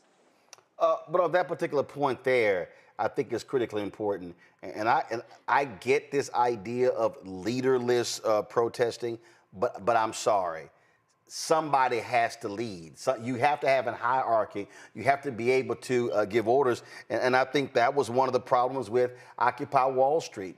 We saw this as well with, the implosion of, frankly, Black Voters Matter, and they're still trying to, get that back. I get you want to have consensus, but at the end of the day, you're going to need some folk who are literally in charge, because somebody got to make decisions. You're so right. And in my book, Protest History of the United States, I go from the indigenous resistance to European invaders, to slave uprisings and the making of unions, all the way to women's rights and then climate change. And each one of those struggles within it, they were done differently. The different leaders had different personality types. And I try to, as best I can, talk about the personality types of the Native American chiefs who were trying to negotiate, or when they did have to attack, and the different types of uprisings between Denmark Vesey and Nat Turner. But people have different personalities. But once again, there was some leader who was saying, this is why we're doing it. And in order to get the message out, somebody has to say what the message is. And you can have different ways of going toward that vision of what we want in the future. But people have to know what the vision is, and that means a clear message. And that's why I said Martin Luther King and others were very, very good, adept at getting that message out. Tyler? Yeah, absolutely. Thank you again. I had the honor of helping organize two March on Washington. So protests, and they're at the heart of my love language. So, and I always tell other young people, a protest without strategy is just a gathering. And as you said, Uncle Roland, if you got no plan, you just out there for a walk. And I believe that your book, reminds us of the rights that, they were fought for, they weren't handed down. And given today's climate, as mentioned by my fellow panelists, what lessons from historical movements should young activists keep in mind as they continue to fight for justice? I think one thing to keep in mind, and thank you for that question, is that in my book, A Protest History of the United States, you get to see how there could be these long-term strategies. For example, the time between 1955 and 1965, as there was a fight for desegregation and for voting rights, that was 10 years, different leaders coming to the fore with different things, but they had the vision of desegregation. They had the vision of racial pride and uprisings, of uplift. And so there were different strategies involved. We know there were major differences between Malcolm X and Martin Luther King, but they were both looking at how do we lift our people? How do we lift our communities? And so I would say you don't have to have the same strategy. You don't have to walk in lockstep, but the major thing is vision. In order for us to have unions today, there were struggles around unions. People lost their lives trying to create unions. And for me, labor organization is protesting against the way workers are being treated. It wasn't just one way in which people tried to create a union, but they had that as the vision, and different people worked toward that in different ways and strategies, and that's how you got to that vision. So people need to understand, as young folks, don't expect 100%, even 80% of people. It's usually about 10 to 20% of people are going to participate in any type of movement, and yet they are going to benefit from your struggle. So get over that. It hurts your feelings, but that's how it is. People are going to question your sincerity. They're going to question whether or not you know what you're doing. The leader doesn't necessarily have to be the best community organizer. There's got to be some song that brings people together. There must be a strong voice.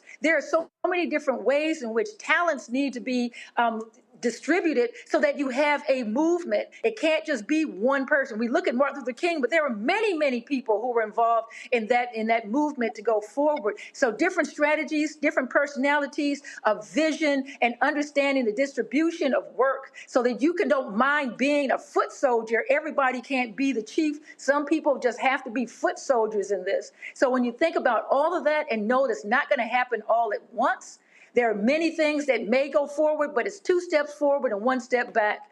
2 steps forward, and always look for the 1 step back. And so you have your plan to when things go backwards, how to then pivot and go forward again. All right, folks, the book is A Protest History of the United States. Gloria Brown is the author.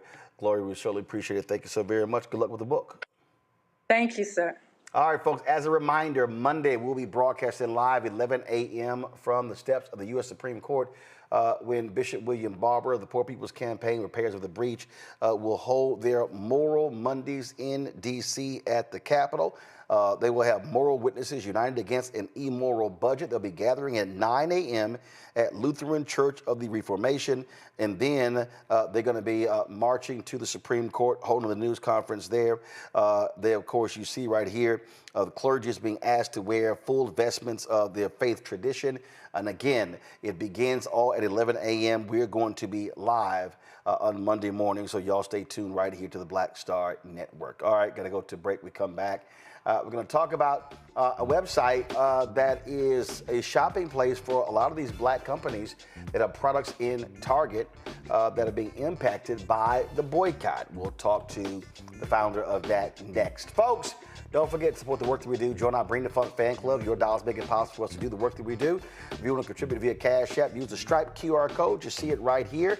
If you're listening, go to Roland Martin Unfiltered or the BlackStarNetwork.com. If you want to send a check or money order, make it payable to Roland Martin Unfiltered. P.O. Box 57196, Washington, D.C. 2003 7-0196.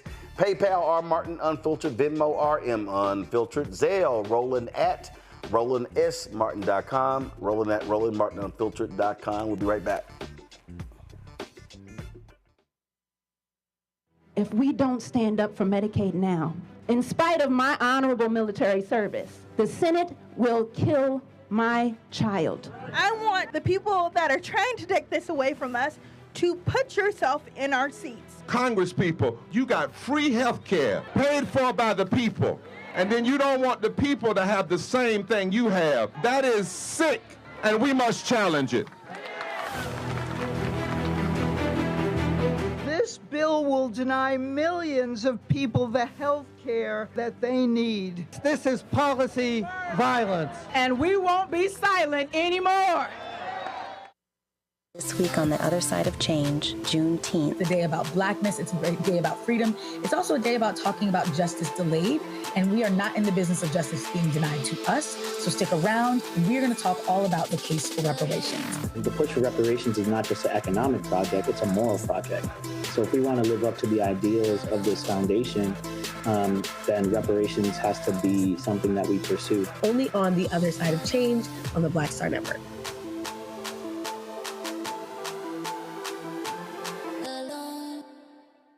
Next on the Black Table with me, Greg Carr, a very different take on Juneteenth with the one and only Dr. Sunjata Ahmed.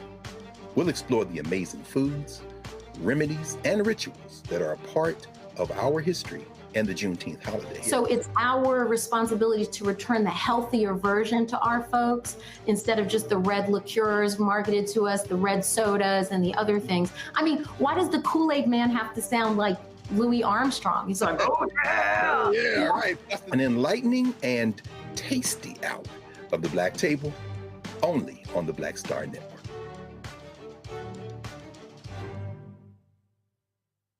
My name is Lena Charles, and I'm from Opelousas, Louisiana. Yes, that is Zydeco capital of the world. My name is Margaret Chappelle. I'm from Dallas, Texas, representing the Urban Trivia Game. It's me, Sherry Shepherd, and you know what you watch. Roland Martin on Unfiltered.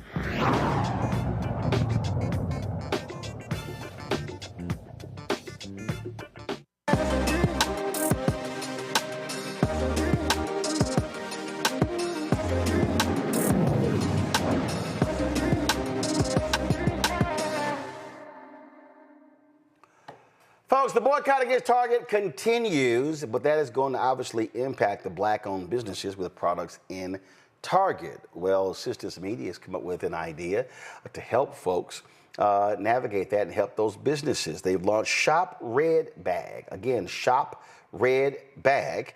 It is a one-stop shop for Americans who are boycotting Target and Walmart. Candy Carter, CEO of Sisters, joins us right now. Candy, glad to have you here. So how did you come up with this idea? We know why, but what caused you to say, you know what, we got to do this? Well, what's interesting is my company, what I do is I do online stores for big media partners. And when I was dealing with a bunch of the brands that we work with, I saw the Black-owned brands struggling. I mean, they were just like, you know, there was outrage online. Everybody saw everything on social media that was happening. And I was just like, you know what? I'm not going to be in these streets protesting, right? Like, that's just not my thing. But I actually have the keys to this kingdom. I know how to set up a store. I've got hundreds of brands that I already work with. And we decided to do that. So we sent out a big alert to all of our brands. We searched for brands who either left Target or were dumped from Target and other places. And literally within a week, 80 brands were like, yes, sign us up. And, you know, we're a small company, right? But it was just like, I was like, we have to do this. Like, I'm just one of those people, I can't sit on the sidelines and just not do something, right? And so that's where shopredbag.com started. And you said 80 brands aligned, and I take it they are all different types. Oh, yeah. Well, you know, our goal is we have a lot of Black-owned brands. I think there's 31 pages of Black-owned brands in the store. And so if you go to the store, what's really cool is I said to every brand, this is a movement. It's not a store. It's a movement. And you guys are talking about every headline, something's being erased. Our history is being erased. This person's being let go. All the rollbacks, all the things. But we're not victims, right? So like when you talk about the power of protest, right? And in the first quarter earnings for Target, they're like, look, we got hit hard by protest. It works. But to your point earlier, what happens next? And this is the next. I mean, honestly, to be honest with you, there was a guy on social media. He was literally standing in Target. I wish I could find that video. He was like, what am I supposed to do? Y'all want me to boycott. What am I supposed to do? Where am I supposed to buy my deodorant, my this, my that? And that's what really inspired me to do it. And so we have brands that fall under the DEI umbrella, Black-owned brands, women-owned brands, disability, LGBTQ+. And, you know, those brands have come together. We have toilet paper, cleaning supplies, you know, all the things. And every day we're adding more brands. I would say there's probably 30 or 40 brands still in the queue that we're getting into the store. So it's an alternative. Right? We have to change the way we shop if we want our money to matter and if we want to make a difference with our wallet, because we can. Indeed. Questions from the panel. Rebecca, you first. Thank you so much for doing this. I have been frustrated by some of the folks who, you know, they do have their multiple lines in Target. And I understand that, especially for those who have licensed their image and likeness with the Target, that this is difficult. But I want to hear more of what is the percentage of folks who currently have lines still active in Target versus your overall, I guess, manufacturer creators or small businesses that you feature on your platform? Yeah, I don't know the exact number we have. So if you go on the platform, you can shop brands that have been impacted by the DEI rollbacks. So if you click on that, you can see all the brands in there that have been impacted by it. You can shop Black-owned brands. You can shop veteran-owned brands. You can shop generally. But what's interesting is every single founder has done a video in the store because this is a movement.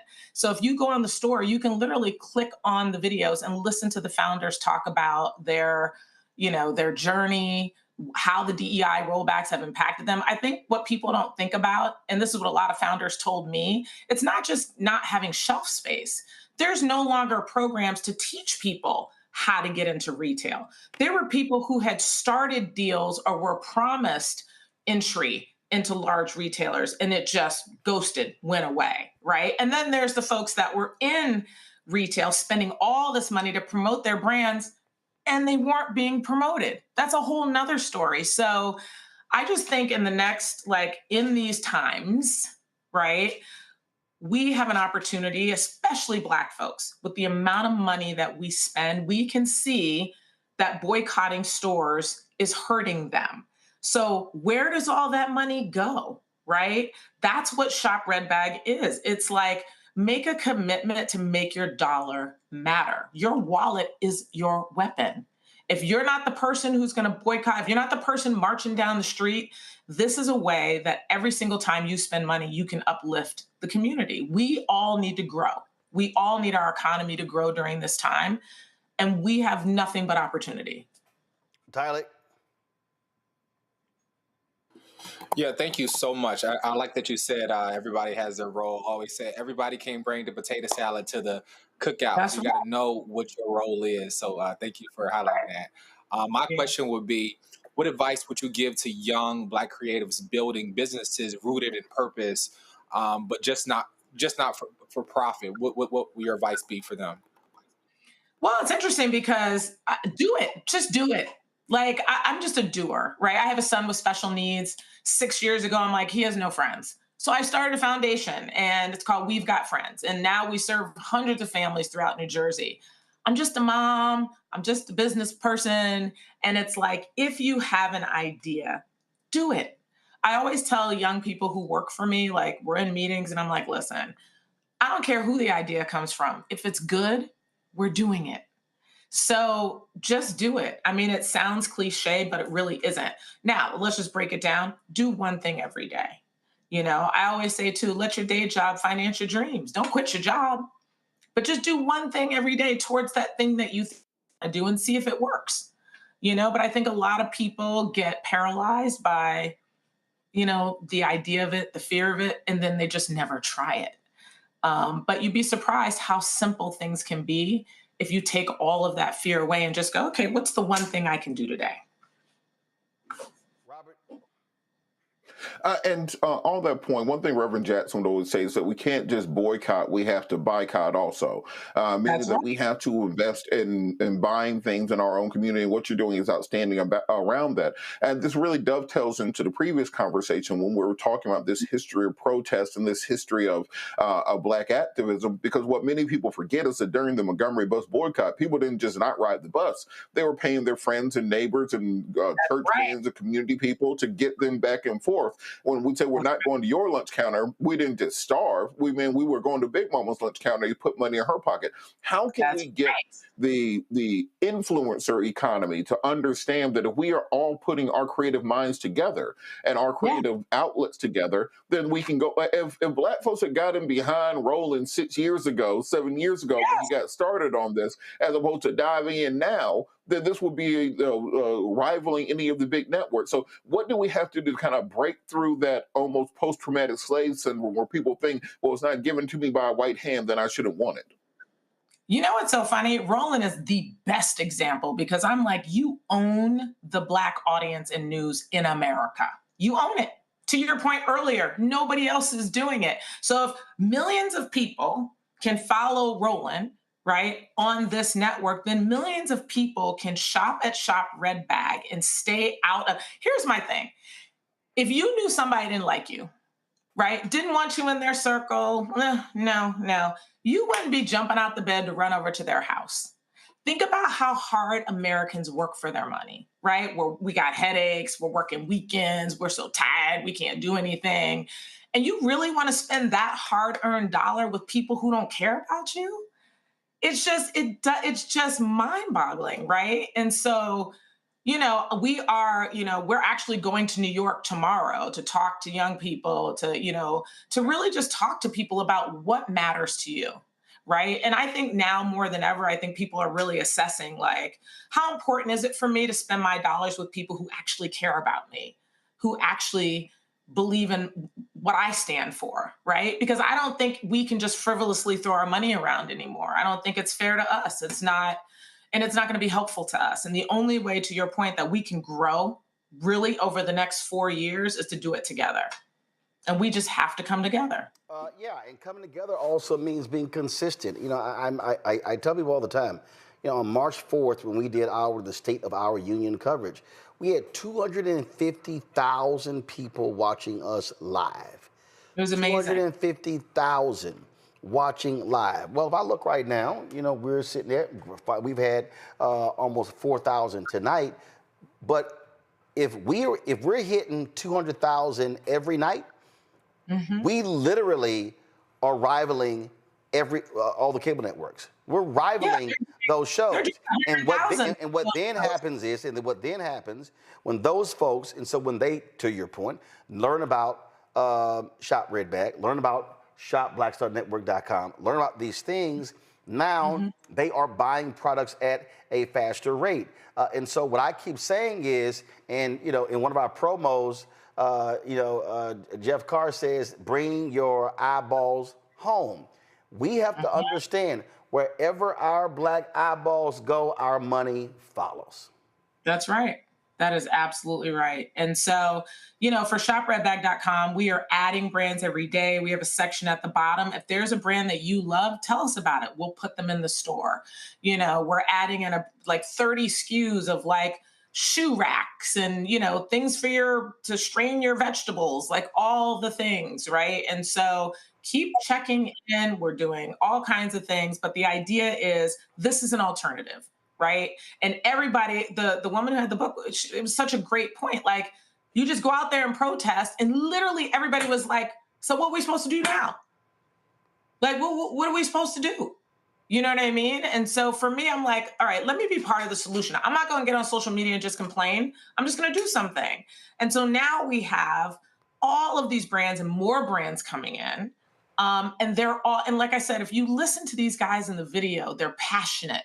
You know, they're like, listen, the DEI rollbacks are not going to get us down. It's not going to set us back. They are so positive and so ready to say, let's do it together. So they're inspiring. The brands are so inspiring, and they're all excited to be in this kind of collective, in this movement together, so that we can show that we can actually lift these brands up. We can do it. All right, tell them again where to go. shopredbag.com. All right, then. Candy, we surely appreciate it. Thank you so very much. You. All right. All right, then. So, folks, and don't forget, we also have, you can go to shopredbag.com. You also have black products that are on shopblackstarnetwork.com. And so you heard Kane just talking about the toilet paper. Well, you see it right here. You see, that's right, a black-owned toilet paper company, tissue as well. And of course, barbecue sauces, you've got popcorn, you've got a bunch of different products, coffee, you name it, it's on there. So folks, please go to shopblackstarnetwork.com as well. All right, that's it for us. Some stuff I didn't get to, we'll get to tomorrow. Let me thank Tyler, let me thank Rebecca, let me thank Robert being on today's show. I really appreciate y'all being on the panel. Thank you so very much. And folks, don't forget, if you want to continue to support the work that we do, because we are building, we are doing more. We shot a business pilot last month, and we're working on that and checking it out. And then one of the things that we're also looking at doing is a health show as well. So it's a lot of stuff that we got going that we want you to support, and there are things that we want to do more. But the reality is, you cannot do more. You cannot do more unless you have the resources to do so. And so that means you. And listen, we've had tremendous support from our fans since we launched this show on September 4th, 2018. And so we want you to continue to be able to support us. So if you want to join our Bring the Funk fan club, the goal is very simple: to get 20,000 of our fans contributing on average $50 each a year. That's $4.19 a month, 13 cents a day. And if you can't do that, we totally understand. You can, of course, give less. If you can give more, that'll be absolutely great. Matter of fact, I had a woman who sent me an email today. I'll go ahead and read it. Got a little time here, so let me pull this up. Let's see here. Christine Edwards said, I'm trying, so first of all, Christine Edwards supporting us So she hit me regarding Cash App. This is what she said. My name is Christine Edwards. I am a small business owner based in Charleston, West Virginia. I was listening to your program and heard you talk about the National Baptist Convention. Roland, what a damn shame. Listen, I will keep this short. You have the platform to call them out and tell them to give that money back. Peanuts, not $10 to each church. What a darn shame. I'm giving $100 on your platform and we'll be giving more in the future. Keep up the good work. Thank you for what you are doing for our community. Blessings to you and your family. And so we certainly appreciate her support. Again, it's a lot of stuff that we want to do, things that we want to cover. Listen, we're going to be out there broadcasting on Monday. I'm going to show it to you again. Of course, Bishop William Barber and the repairs of the breach. They're going to be out there. Moral Mondays in D.C. Again, we're going to be there broadcasting live on Monday, 11 a.m. And guess what? That takes resources. And so, if you want to join our Bring the Funk fan club, you want to contribute via Cash App, use the Stripe QR code. Cash App changed their rules, cancel our accounts. So this is how you can support us right here using the Stripe QR code for Cash App. You can see your check and money order, make it payable to Roland Martin Unfiltered, P.O. Box 57196, Washington, D.C., 20037-0196. PayPal is R Martin Unfiltered, Venmo RM Unfiltered, Zelle, Roland at RolandSMartin.com, Roland at RolandMartinUnfiltered.com. Download the Black Star Network app, Apple phone, Android phone, Apple TV, Android TV, Roku, Amazon Fire TV, Xbox One, Samsung Smart TV. You, of course, also can get my book, White Fear, How the Browning of America is Making White Folks Lose Their Minds, available at bookstores nationwide. Get the audio version I read on Audible. Also, get our Roland Martin Unfiltered Black Star Network swag by going to rolandmartin.creator-spring.com. If you have ordered something, you have not gotten it, please let us know. Send us an email and we will assist you in that. Let's see here. Also, again, it's shopblackstarnetwork.com. Go there to get our black-owned products, shopblackstarnetwork.com. And, of course, support Fanbase. Download the app. And if you want to invest in their Series A fundraise, get more information at startengine.com/fanbase. Folks, that's it. I'll see y'all tomorrow right here on Roland Martin Unfiltered on the Black Star Network. It is now time for Truth Talks. See you tomorrow. Holla!